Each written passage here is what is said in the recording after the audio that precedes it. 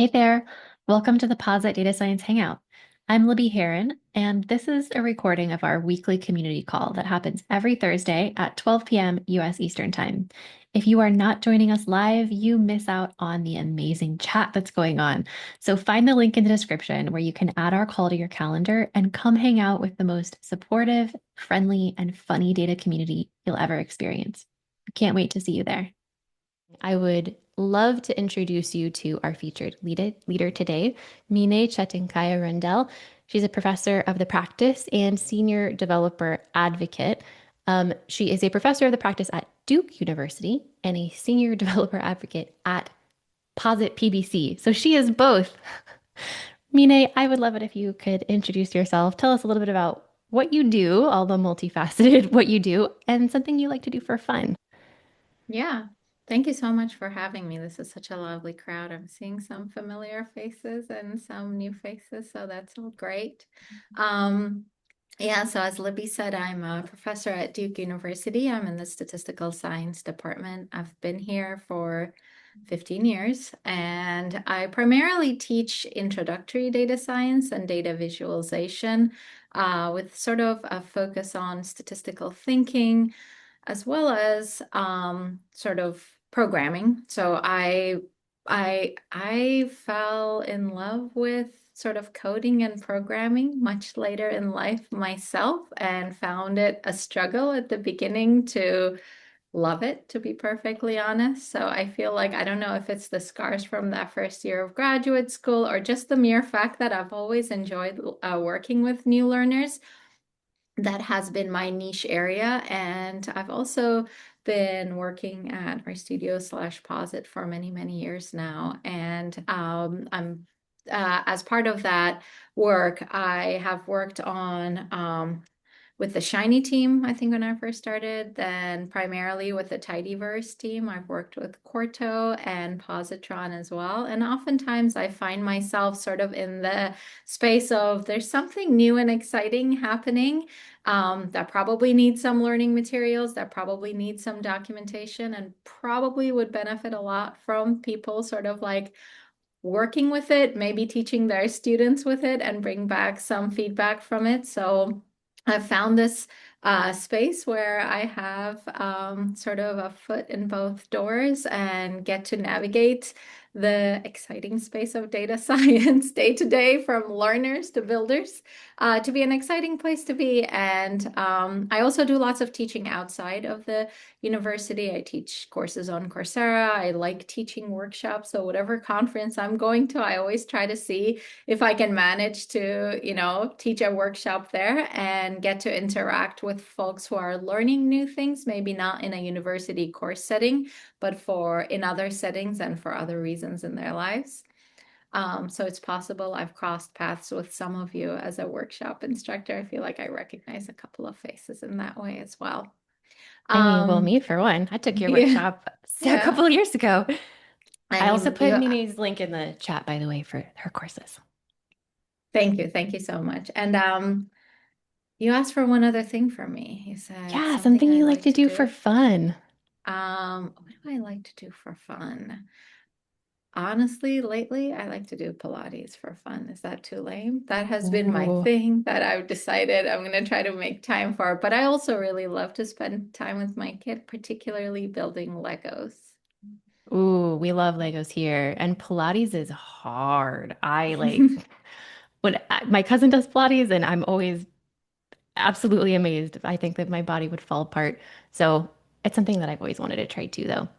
I like Raha that it's says hard. I can't magnetiles. think of anything else during that hour. I think that's why I enjoy That sounds it. very meditative. Yeah. Yeah. All right. Well, let's hop into questions. Everybody, reminder, we're asking questions on Slido. Stick your questions for Mine in Slido. And my first question for Mine is why are initially and why still are? Because I know I learned R later in life as well, but I learned R at the same time as I learned SAS and SPSS and right next to Python as well. And I also stuck with R really, really hard. What was your very, very initial intro? Yeah. So my very initial intro to R was, I think, boot camp for graduate school, where we were told, hey, you probably know this. This is meant to be a reminder for you. And I don't think I had written a single line of code in my life at that Uh-oh. point. Um, I think I had maybe written a little bit of code. I worked for 2 years as an actuary prior to grad school, and we had like an in-house language. I remember it being called Ginsu, like a knife, because you used it to sort of chop data. If I remember correctly, that was the analogy. But even then, I was mostly sort of like running code others have written and looking at like the resulting tables and stuff. But so yeah, I learned R because I was in a statistics PhD program. That's how it started for me. So I would say that the first few years of me using R was very much LM and then go on GLM and then go on. Like you fit a model, you get the sort of the results you need. But throughout that, I've also taken some computational statistics courses and realized that I am not ashamed to say the following, and I wear this badge very proudly. I'm pretty good at Excel. I had to get very good at Excel in my actuarial science job, and I'm still pretty good at it. And there are certain things that I use it for, not data analysis, but, sort of like compiling data and whatnot. And when I realized that things I liked to do in Excel are a lot easier to do if you can actually code your way around it and document as well. I feel Yeah. like that's when I decided this is something that I enjoy. During the time that I was working, I wrote a lot of documentation because I inherited a lot of projects where like there wasn't you had to talk to another human, you had to make sure that human was in the office in order to get the information you need. And I was always wondering like, why didn't anyone write down exactly what needs to happen? And then I realized, well, actually, if you code it, you don't have to separately write it down as well. It's sort of like in the code itself what is happening. And that's when I really realized, oh, this is great. Like I can, this is something that's worth investing time in. Obviously it is, like It I don't is, think yeah. they But needed everybody me to confirm has a that, tipping but point. Yeah. yeah. I think for a lot of people also it's like finding out about Quarto and parameterized reporting where they're like, "Oh, it can all be one step. It can all be one step where I'm like doing the analysis, I'm doing the report, and I'm also having it, parameterized out to multiple things, like a report for every state or a report for every school in your district or whatever." That's the click that I see for a lot of people where they're like, oh, this is worth investing the time to figure out how to not just do it in Excel, even though I'm really good at Excel and I'm a Uh, spreadsheet queen. Absolutely. And my starting using R predates R Markdown even. However, I to this day remember the Use R conference where the keynote was about R Markdown. This was in Nashville. I want to say 2011 or 2012, something like that. And I Yeah. remember tuning out about minute 10 of that keynote because I was like, I'm going to use it right now. Like, I need I'm gonna to go do start this using minute. it right now. I cannot wait for this talk to be over. And I cannot imagine like sort of being dropped into this ecosystem with all of this tooling here. I think it would be a absolute no-brainer to just like dive right in and see how many problems it solves for me. Well, what's wild is that then 10 years later, in 2022, I think you were giving the keynote on Hmm. Quarto, which is where a lot of us heard about it for the first time. That's a Yeah. full circle moment.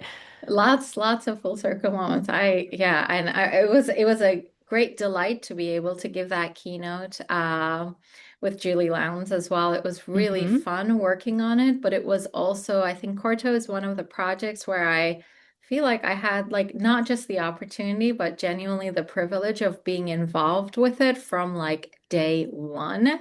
So I would be like testing things out as they were being developed, and it was just so nice to be able to sort of like play with something that I knew I was going to use basically every single day of my life going forward. Yeah, that's amazing. Well, I remember my biggest highlight of that talk was seeing you use Mouse Pose, the tool. I was like, oh, as a teacher, my heart stopped and I was like, I need that in my life immediately. And then, you know, proceeded to almost tune out because I was so distracted by Mouse Yeah. Jose's awesome functionality. Okay, well, let's head over to Slido because we have questions stacking up. And Stephanie Zimmer asked a question early on. Stephanie, are you available to unmute and ask that live? Hey. Sure. All right, I'm going to Um, highlight it so it goes to the top in Slido as well, and I'll stick it in the chat. how do you balance it all? So this is more like a career type question. Do you ever say no, and how do you do that? Um, Good question. Stephanie knows I don't say Hard-hitting no a question. lot. Um, I'm not sure. I think that I don't have a great answer for how I balance it all. I think if you ask folks that are sort of like personally close to me, they will tell you that I don't balance it all and that I sometimes at my computer an obscene number of hours a day. But I will say one thing I have found over the years is to where I feel like it's possible for me to be picky about projects to pick things where I can really bridge gaps in between and look for opportunities to sort of see I'm supposed to do project X and I'm supposed to do project Y. Is there a way to sort of like bring at least parts of those together so that I can sort of be productive on both, even when I'm not like actively working on both? Oftentimes with teaching, the way I do this is by if I'm working on some like new tooling, for example, writing documentation for it, testing it out. I try to see, is it feasible for me to bring it to the classroom? I will say that the answer depends a lot on features of the class. Like, I think there are certain things that may be too premature to bring to an introductory classroom compared to, say, a more advanced, smaller classroom where I might have like more one-on-one time with students, for example. But I always try to ask myself that question, and I always try to sort of be brave about it, not in a way that should in any way diminish the student experience. That's really sort of the guide that I keep for myself. But if it might be a little bit more extra work for me to get things going, I'm happy to invest the time early on in that so that I can spend the rest of that semester sort of having my eye on both sides of the project, if you will. Um, as an example, I'm working quite a bit on positron things nowadays, and I decided I'm going to teach my course in positron because I'm teaching a slightly smaller, more advanced course right now. And it was after I could sort of like convince myself, no, this will be a valuable like investment for the students to have learned this tool, whether they use that very tool or not. The skills they'll get from having been in that IDE will help them with whatever they might want to do next. And I feel like whenever I can say yes to sort of getting over that threshold, I'm happy to jump in there with them. It does require a bit of a willingness to sort of troubleshoot with students one-on-one, but I often learn a lot during that experience. And do I ever say no? I do. I do say no. I try to learn to say no. I mentioned Stephanie knows I don't always because I did not say no to hosting USAR this year, which Stephanie I was able to wrangle into sort of being on the organization committee with me. So not always, and I try not to for things I care deeply about. And that was a good example of one of those things that I care deeply about. But I do try to be selective, particularly when I feel like there may be someone else I can recommend. So, well, once I realized it's hard for me to say no, I decided, well, if I really want to say no and I'm going to feel bad about it, maybe I can put in a little bit of time or reach out to my network a little bit and be like, do you know of anyone who might be interested in this? Because if I could just pass on their name, that will let me off the hook guilt-free, and maybe, hopefully, it might be an interesting thing for them to be asked to do. Yes, I love it. Learning to say no with grace and forgive yourself is a learned skill. Don't feel bad if you don't have it yet. I feel like I've taken the last 10 years to figure out how to say no and say, hey, my plate's actually as full as I like it. And And yeah, I'm happy to shop your opportunity around to my network. And sometimes I've even said yes to things and then had to say no to them a day later, 12 hours later. And I'm like, oh, you know what? Initially that sounded good. But now that I'm looking at my schedule, it's just not going to work. Um, yeah, I highly recommend saying no. Stephanie, thank you for that great question. Let's head over to Slido. Reminder, everybody, you can ask questions for Mina in Slido. I have a link in the chat for you, and you can also upvote questions that you like. So we had an anonymous question that says, as you teach, how do you stay up to date on newer techniques, packages, etc., and when do you decide to integrate them into lessons and workshops? I think you talked about the last part of that a little bit already, but the how do you stay up to date part, I feel like is a great one because a lot of people lately are like, where do I look? Who do I follow? What do I read? They're looking for sort of a single source of like all the things. There are a few good ones. What about you? What do you think? Yeah, I think that maybe compared to, about 5 years or so ago, the landscape of how I stay up to date is different. And I do sort of long for the days where there was one place I could go to and I knew that our stats was really active there and I could learn about all the new things. So it has taken a little bit more time, I feel like, for me to find nuggets of information here and there. I never thought I was a podcast person, but I've been trying to make myself listen to podcasts more. I mean, by the way, I am a podcast person. I listen to Wait, Don't Tell Me religiously. Okay. Like that's actually a radio show, not even a pop. I listen to it as a podcast. I love it. So I clearly can, listen to things. I'm Googling this Um, as we speak. but I I hadn't really used that format for things related to like professional stuff, for example. But I realized that like it's kind of nice to sort of hear not just like names of things, which might be what I might be getting from a social media post, but also a little bit of a description of how people are using these tools. So I have been trying to listen to some podcasts. I do weekly like tune into or it's not necessarily weekly, but whenever I can tune into the Posit test set podcast, for example. I feel like I've learned new things from there that I wanted to try out, for example, that I think is neat.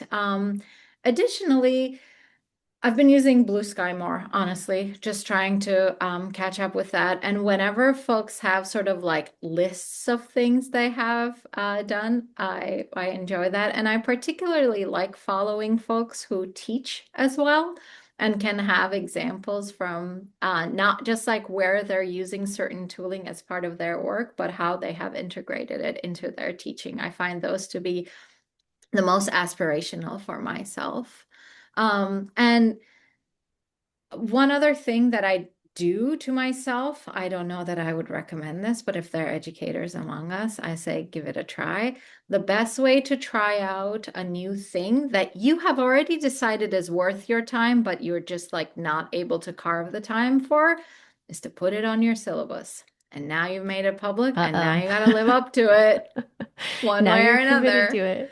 I Now love you're that. committed to it. So I, I'm teaching my advanced data visualization course that is in R um, this semester for the third time, I think, at Duke. And I've decided the last 3 weeks will be Python data visualization. I've already ooh, promised it. It's going to have to happen. yeah. It's gonna have to happen. Are you gonna do Matplotlib and Seaborn? Are you gonna do Plot9? So I will do Matplotlib and Seaborn sort of to give I think what I have dedicated is a lecture of sort of landscape, one lecture on sort of data structures and stuff, just so we can like get a data frame in there. And then one on sort of landscape of tooling that's most popular that you're probably going to come across, but then dedicate much of the time to Plot9 because, well, I'm a ggplot2 fan, so that's Yep. where my heart Soraya lives. says Plotly. I think there's so many options.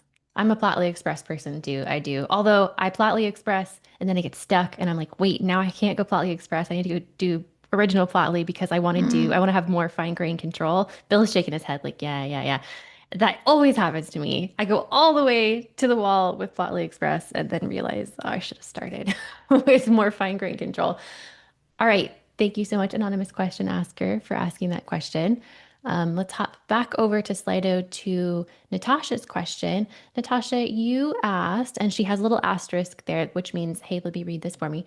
It's what is your approach for explaining difficult topics to students? And I like this topic because I really like Mine's process. You want to talk a little bit about your process? Maybe Yeah. what is it called? Let them have the cake first. Yeah.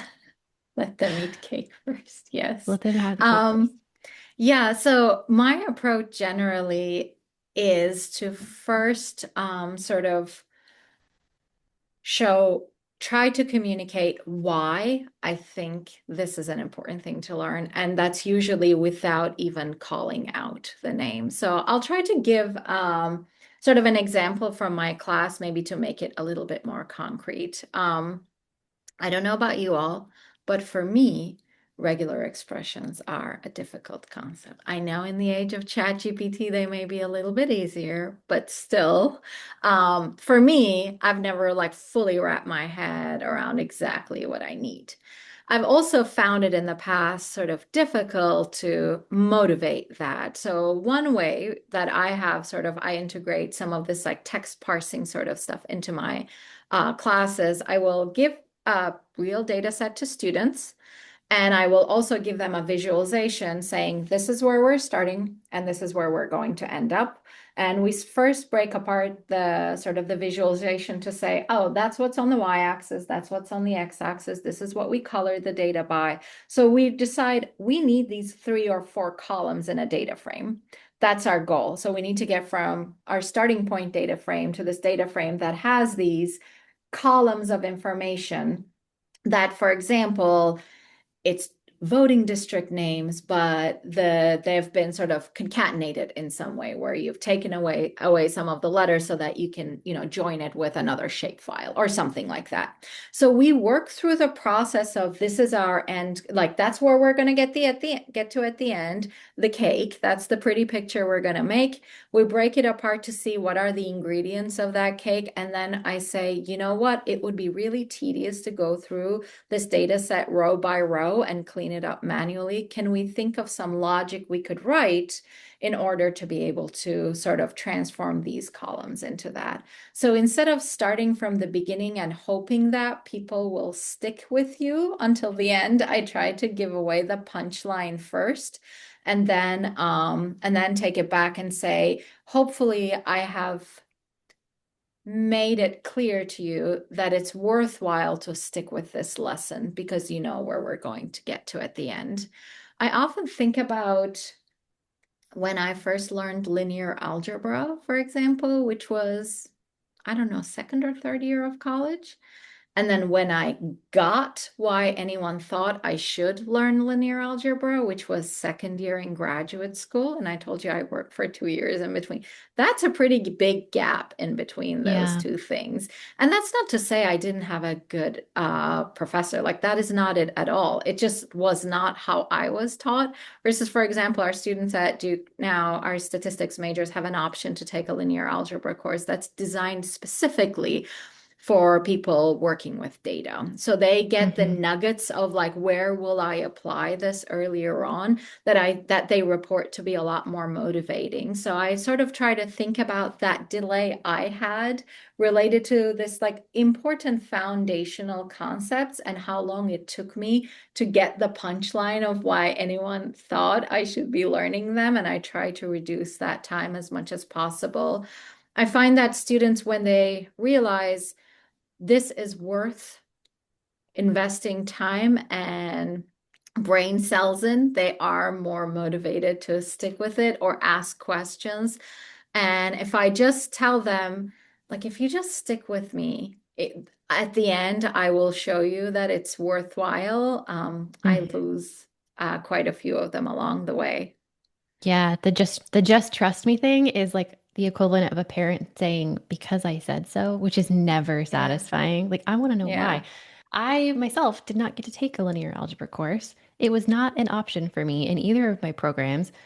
And so I had to struggle through like learning PCA without knowing what a vector was. And it was awful. So when I got through my programs and then I started learning linear algebra on my own, I was like, oh my gosh, are you freaking kidding me? If they had taught me this Mhm. at the same time as like PCA, um, my life would have been better. Everything would have been better, but it wasn't an option. I don't know if I would have appreciated linear algebra if I had not struggled through PCA first, if I had not Mhm. struggled through vectors and eigenvectors and stuff and eigenvalues first. So yeah, I still have never taken, it's my greatest sadness, academic It's sadness is that never I've too never late, taken. Libby. I know. I need to go sign up for just one linear algebra course, Yeah, yeah. as an independent learner. It would be awful, but amazing. All right. Thank you, Natasha, for asking that fantastic question. Let's head back over to Slido where we have so many questions. Um, I wanted to get Noor in here because I'm curious about this too. Noor, are you able to ask your question live? I'm going to highlight it and I'm also going to paste it into the chat for everybody to see and for you to remind you. Hello, Mine, you said? Is that pronouncing it Yes. correctly? Okay. I technically am your mortal enemy because I went to UNC, but I'll forgive you, I guess. Uh, but you mentioned that you inspire new learners through hands-on data exploration with R, but how do you identify appropriate data sets for beginners? Do you have any particular resources or like tips for doing that? Mm-hmm. Yeah, not my mortal enemy, Nor. My mom's name is Nor, so it's very close to my heart, actually. Aww. Oh. Um, so the way I think about data sets is not so much is it in its rawest form appropriate for new learners, but more is the context something that might be interesting to them. And turns out there is one thing years of experience is bad for, and that's staying connected with the youth. What I think is interesting every day is farther from what my first and second year undergraduate students think is interesting. So every semester, at the beginning of the semester, I always do a getting to know you survey. Sometimes I use some of that data just to genuinely get to know my students. Sometimes I teach courses up to 300 students, so I don't end up getting to individually know them. So just reading through the narratives that they write there whenever I can make time sort of helps me stay connected with them a little bit. But one of the questions we ask on the survey are, like, what sorts of data are you interested in exploring? So they will say some things like, related to criminal justice or related to public health. And sometimes I try to prompt them to be as specific as possible, not like link to a data set, but to be as specific as possible, just so I can sort of then keep that in the back of my mind. So, maybe next time there's a Tidy Tuesday data set, I'm like, oh, one of the students had mentioned they'd be interested in something like this. Like, it gives me a cue to take a note of it. Um, I also mentioned I like listening to the radio a lot. Like if I don't drive much actually nowadays, but when I do, I always like have NPR on. And if they mention a study or something like that, I will quickly go look up if I think it might be interesting to see if the data is available with it, and then just download it. And then what I do is once I have the raw data, I think about it as what do I need to do to this data to make it semi-prepared for the audience that I have or for the topic that I want to teach? And I am a firm believer in bringing real data sets into the classroom. I don't necessarily think that every real data set has to be brought into the classroom in the rawest form that I have found it. I think a little bit of mise en place, like a little bit of prep is okay, just so that we're not always sort of spending class time to get it to the point, and we can get to the point that we want to make a lot more easily. And, whenever I teach, there's students work on projects where they work with data starting in its rawest form because they are finding the data sets themselves. Hopefully, we teach them enough to, the skills enough between different data sets to sort of do the tasks that they need to do to prep their data. but I oftentimes will do like halfway prep so that we can pick things up and I can just get to the point of the sort Yeah. of the topic for that day. You don't have to struggle through the ins and outs of like terrible string manipulation stuff. And I If totally get that's that. not the focus of the course, then we Right. bypass that. And what we do is the pivoting and joining, for example. Yeah, that Yeah. allows me to sort of keep the data sets fresh because I can always like do that prep myself and bring it in. I do try to sort of bring current data sets in whenever possible. But then there are some sort of canonical data sets that, work well for things. But I will say that I love the Penguins data set, but last semester when I taught data science, I told myself I don't get to use it past week 2 because it's so neat and they're so It's cute. so I good. I sometimes feel know. like if I'm running out of time, I'm just going to plug it in there. I was like, nope, that's it. No more Penguins. I love it. Yeah, Penguins is irresistible. Yeah. Um, I will plug Tidy Tuesday here. If you don't know what Tidy Tuesday is, Isabella put a link in the chat to it. Um, it is a social data project where everybody gets together to contribute data sets. Most of them are real world data sets. Many of them are very messy. Some of them are more clean. You get to see the source of the data. You get to understand it conceptually, get information about it, read articles about it sometimes. I have submitted a data set. Absolutely go submit a data set if you've never done it. So much of that work, though, is done by John Harmon, who runs it now. And they also have, it's run by DSLC, Data Science Learning Community. There's also a Slack. You can go participate there. So if you are interested in doing a weekly data challenge with the data community, hop on Blue Sky, post your hashtag Tidy Tuesday. But it's also just that repo on GitHub is so rich and full of different, like I go and grab if I'm people work on surveys, they want to learn survey data. There is a really messy survey on there that's full of, terrible open text fields that you get to struggle through. All right, thank you so much for that amazing question, Noor. Let's hop back over to Slido. And Tony, you had a question. Let's see. There you go. Hi, There he Mina. is. Do you want to ask Um, yours live? Let me put it in the chat. sure. I'm just curious how frustrating it is for you when you see statistics being used in a misleading way in the media and social media, and to know if you address that with the students in your intro class and how you deal with that. Thanks. Yeah, very frustrating, as you can imagine. Um, Although sometimes I feel like I've heard this. I don't really watch a lot of TV, but I watch lots of clips of like late night comedy TV shows, the talk shows. And they Mhm. often joke that like if things are sort of not the brightest in politics, it creates a lot of like material for them. So the joke is that they don't want these things to be happening, but it makes their job easier. Honestly, sometimes I feel like seeing these awful visualizations that are not just awful because someone made an honest mistake, but they were clearly designed to mislead people. Mhm.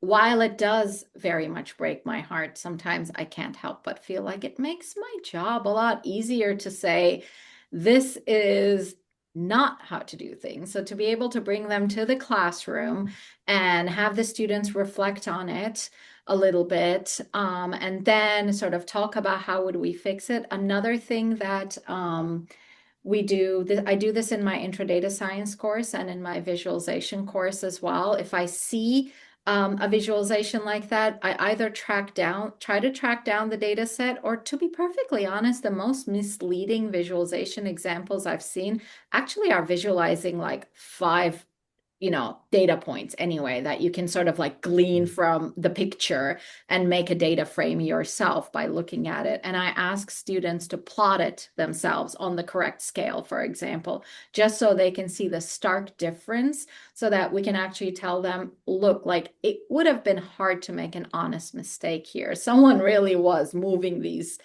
points around the plot to make the story what they want to be. I think they can be really educational.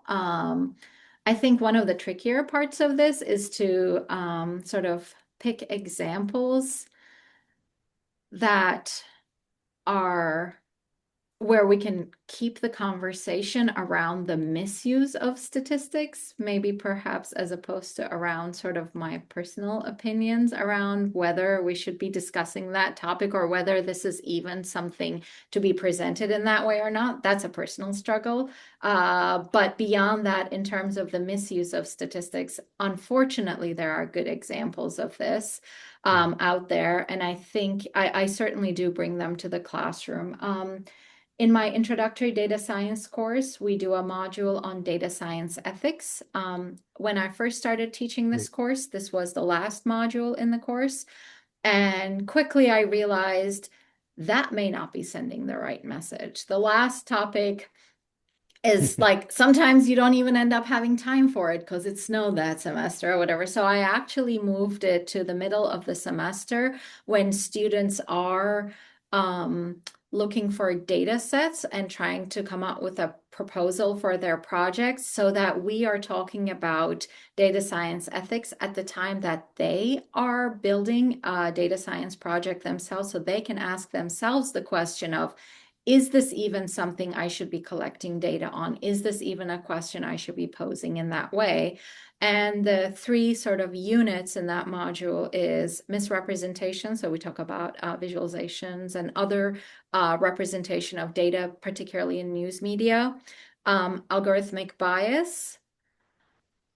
There's one other, and data privacy. And that falls really nicely right after I teach them web scraping. I tell them, well, don't scrape everything. Well, there are some recommendations in the chat as well that I will call out. People adding links to things that have good examples of misleading visualizations. I linked a couple of, or talked about a couple of Reddit subs that have misleading charts. Some parts of Reddit are not the best, so go to Reddit at your own peril. But yes, I think that's a fantastic question. And I wanted to move slightly towards a career advice section of the talk because while we are missing Rachel today, this is Rachel's favorite topic. So let's head that direction with Raha's question. Raha, if you are available to ask it live, we could do that, or I could read it for you, and I will stick it in the chat as well. Rachel isn't here then. Let me try to remember my question. Oh, good, you put it in I put it in the chat. But, Yeah. but my inspiration when I was thinking about this is that when you're teaching coding to students, you're like usually a pretty straightforward, clear communicator. Like, this is the algorithm, this is why we're doing it, these are the steps, and then their task is to implement it. But in the real world, when they go to work in like my setting, which would be like clinical data science, and they're working with MDs or wet lab scientists who aren't doing the analysis, there's this huge communication gap of someone who like it's never as detailed as it needs to be, or it's too detailed. So either people just give you the data set and they're like, do the analysis, and people don't know why or what the caveats are, or they can be kind of micro manipulative about it and take away the science portion from their collaborators and not have them have a say in it too. So in your classes, do you give any advice on students for how to communicate with people from different fields? I think a little bit, and I'll try to sort of say some sort of bigger idea things in terms of how I try to communicate with folks like that, and then maybe some little tips as well. So, on one hand, when I am talking with folks who, are interested in the results that will ultimately be sort of squeezed out of the data and like the answers to the research questions they're interested in, and they are not that interested in how you got there.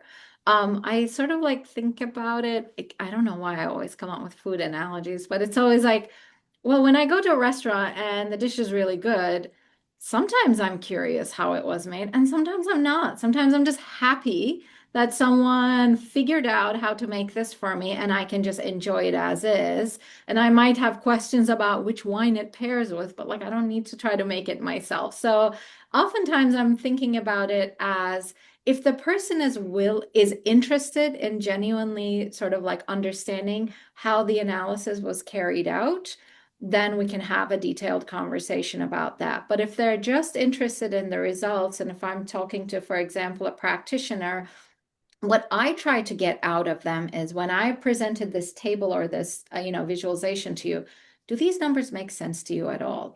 Are these in the order of what you would expect to see or not? And if not, why? Can you articulate that to me? I can then translate that conversation back to my analysis steps and then come back with, well, I think here is the disjoint. Either you were right, I assumed something during my analysis that I shouldn't have, or no, you have this sort of preconceived notion about what this should have been because of what you know about the domain. But here is what I am finding, how I'm finding this data to be different. So how do we negotiate this gap between what you were expecting to see and the results that that are coming out of this? So I think I will basically say I don't try to communicate about the code or the methodology sometimes unless that person is willing to invest the time in for that. The more sort of like tip I give my students, and mind you, majority of them are sort of like intro students, but they probably will at a minimum have an internship near term after that course where they might generate a data analysis report and someone's going to read. I find that they get so sort of hung up on how they got to a particular result, like the code that was needed to get there, because so much of what I teach ends up being about that they think of the number of hours that went into producing the results as something your audience should appreciate. And I just don't think that's true. Sadly, that's not true. I mean, they might appreciate it as a human, but they basically need the report to stand alone. So always tell my students, before you finalize your data science project, you have to add echo false to your Corto document and hide all of the code. And now read it again. Does it actually hang together? And what they submit, even though we do evaluate their code as well, what they submit is a write-up without the code. It's just the words and the results. And I want to make sure that they, at a minimum, once read it as such. It turns out, as much as I love Corto, and I think I've said it enough that everyone believes me, when you actually have a document with a bunch of code in it, I think it's so hard to focus on the takeaway message that you just need to sort of like take that away and read that document one more time to see, is what I'm saying hanging together to the person who can't see how these results were produced. And oftentimes I have them do peer review across teams that are working with the code hit. Like they do a code peer review that's separate from the content peer review, if you will. And the comments they get are very different. And I think it's really important, if the goal is to communicate results, that you're putting in just as much effort into the narrative around the results and not just about like the excruciating pain you had to get through to get to the results. Yeah. I think that narrative part, there's something to be said there as well for not talking in statistics language when you're explaining things. Like you probably should not be explaining p-values and confidence intervals. Like you shouldn't be using that language. Probably the people you're talking to aren't going to understand it. Or if they do understand it, they're misinterpreting it, right? That part was really hard for me to learn. But also, like, you could put everything you want into an appendix. Also, you could put it in a blog, and people on the internet who do what we do, who do appreciate the process, will love you for it. So if you really need people to appreciate you, apply for a PositConf talk, right? And like, Yes. find your people who really appreciate the process. That's just not your executives, probably. Yeah. Okay, we are at the 50-minute past mark. We're so close to the end. I would love to get a few more questions in from Slido, but I also want to ask Rachel's question always, which is, do you have a piece of career advice for us that has been meaningful to you or helpful or you like to give others? Put you on the spot. Yeah, let me see what kind of I think so many times in my life I have decided it's too late to do X. And then turns out it's not. Um, I tried to learn to play the guitar when I was 16, and then I told myself it's too late. Like my life is past already. All my friends who know how to play the guitar already are good. Like it's too late to get into it. And I think I've regretted it to this day that I did that. And so I try to sort of like get I think that like if I can have one piece of career advice that it is okay to try new things. I love learning new things. I fully acknowledge I won't be as good at some of the new things I learn as I am at other things, and I have just learned to make peace with that. Um, and then the other thing, I'm not necessarily sure how many people this would apply to, but I will give this. So as we said at the beginning, I'm a professor. For those of you who are academics, you might know that a professor's life is like teaching, research, and there's like some service component. I'm on a bunch of committees. Sometimes people talk about this as a drag. I have managed to finagle my way into committee work that allows me to code in R and generate quarter reports and impress people. So just find the things you love in the things that you might not enjoy as much and see if you can like bring them in there. That's how I try to find joy in some of the parts of my life that at face value doesn't seem like it's what I want to be spending my time on, but turns out I can always impress people with some data analysis. So I've enjoyed doing that. Thank you. I think those are fantastic pieces of advice. And I will echo that. You're never too old for anything. I came to coding late. I was in my 30s when I learned code. I was an Excel queen and I almost dropped my first R course. It was like Introduction to Data Management and Programming in R, like 2 weeks in. I told my professor, hi, this is awful. I'm terrible. I'm never gonna be able to learn this. Do you have like a tutor or something? And he's like, you're gonna be fine. You have to chill. And I went home and told my husband, I'm for sure dropping this course. There's no way. Like, I am great with all the stats, and I just can't do this programming thing. It's so abstract. And my husband comforted me for about a minute. And then after that, he was like, fine, quit. Just quit. Just, you don't have to do it. Just give up. Just drop the course. And I got so mad. That reverse psychology worked so well Huh? that I went out and I got R for Dummies, the book R for Dummies. I read the whole thing in a weekend. I passed that class with like a high B, and then I struggled through the rest of my R courses in my program and really stuck with it. But every single like summer, every winter break, I tried to do R on my own. I couldn't do it. Couldn't do it. Couldn't do it. And but I just kept going. You can do it. If you're in your 30s and you're like, I'm never gonna be able to learn something new again, or your 40s or your 50s, you totally can. Martha Stewart didn't start her business till she was in her mid 30s. Vera Wang didn't start her design business till she was in her 40s. Like, they're doing fine, right? All They right, everyone. are. Well, There. caveat, I couldn't learn Minecraft. That's what I tried to do over my winter break. So maybe there is a limit to what I can learn. I've been informed by a 9-year-old that I'm no good, but everything else I'm still trying. I think as long as you're having fun, there are no rules. Okay, let's hop back over. Maybe we can rapid fire some questions from Slido.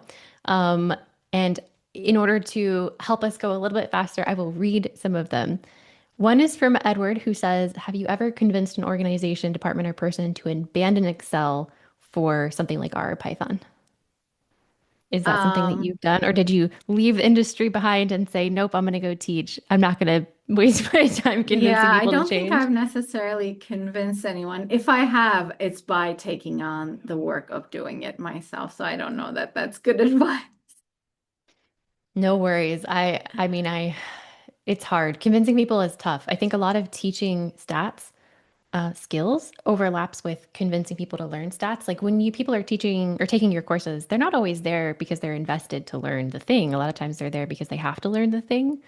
Um, and there will be those same types of people when you're convincing others to learn it. There will be those who are like, I'm invested in this. And there will be those who are like, get away from me. I don't want this. And you just have to know the difference. All right. How about our Senesis question? University of Nebraska recently announced they'll be shutting down their stats program. How do you feel about statistics, about how statistics is viewed these days in the context of things like AI and ML? Uh, I am aware of this and I am so heartbroken and sort of Me too. appalled by it, to be perfectly honest. I have colleagues and dear friends who work and teach there. For those of you who may not be familiar with it, I highly recommend reading some of the pieces that Susan Vanderplas and Heike Hoffman sort of did an analysis of how these decisions were reached and how there are so many gaps in sort of the reasoning that the university has said that led to this closure. So I cannot believe it, but I will say I personally find it hard to draw a line between sort of like how stats is viewed and valued in the face of like AI and ML and like what happened there.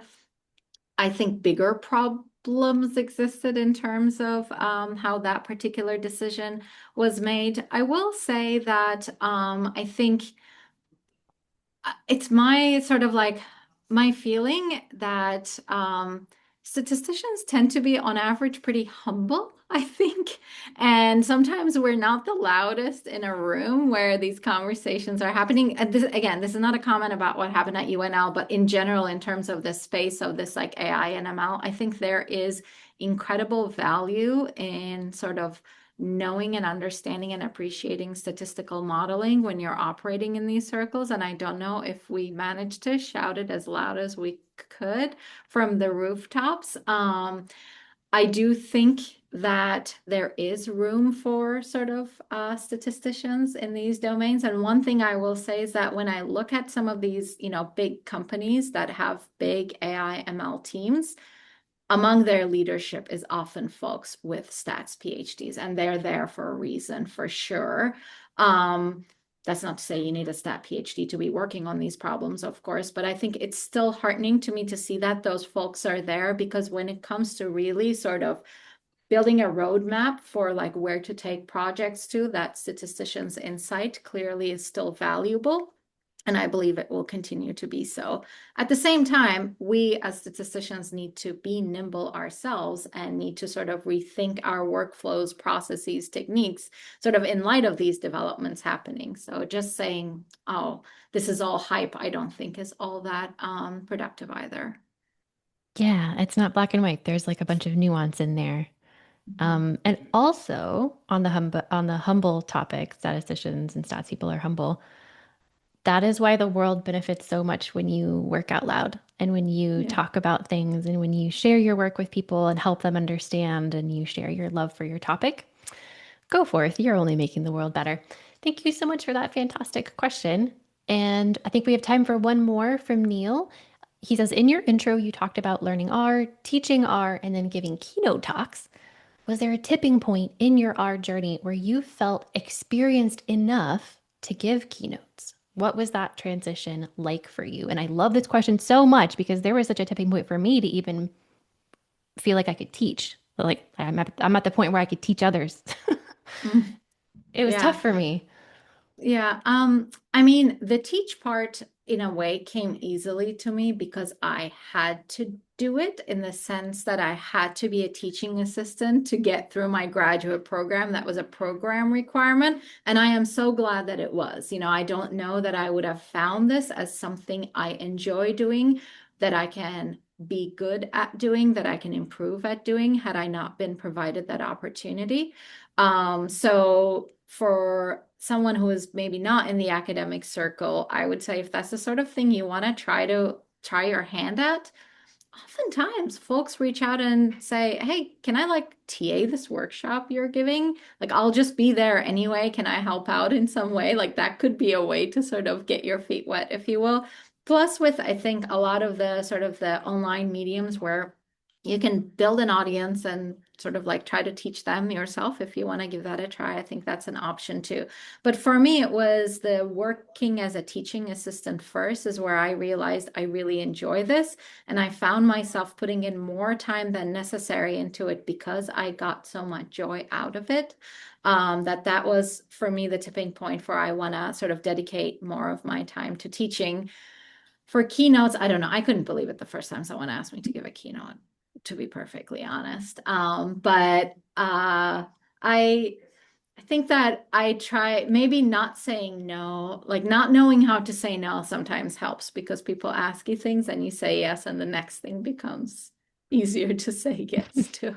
So if Once you've done it something once, sounds, yeah, if something yeah. sounds exciting, I'd say go for it. And what I have found is that when someone has approached me with something where I feel a bit like, oh, I don't even know if I'm a good fit, why did you come to me? They're often very willing to have that conversation and share some insights as to what I might expect from that audience, and getting that feedback from them is usually helpful for feeling like, okay, I feel like I'm ready to do this. Yeah, well, nobody who knows you, Mine, would ever assume that you were never ready for a keynote talk or teaching. So sometimes it's believe the people around you and what they see in you. I think Catherine Gerton gave that advice when she was here on the Hangout, and I love it. Believe other people and their belief in you. Well, we're at the top of the hour, so we have to say goodbye. Mine, thank you so much for joining us. I hope you Thank had you. fun. Yes, And wonderful. yeah, and if everybody enjoyed this conversation about learning and teaching, Alyssa Dillman is joining us next week. She is another data educator and a huge, not workshop giver, what is it called? Hackathon giver. If you would love to talk about data hackathons, she's your girl. So come join us next week with Alyssa Dillman. We'll see you on the Discord server. And I will see you maybe Tuesday for Data Science Lab. Isabella and I will be joined by Kylie Ainsley. She will be talking about our projects as our package structures. Hope you have a fantastic weekend. We'll see you next time. Bye.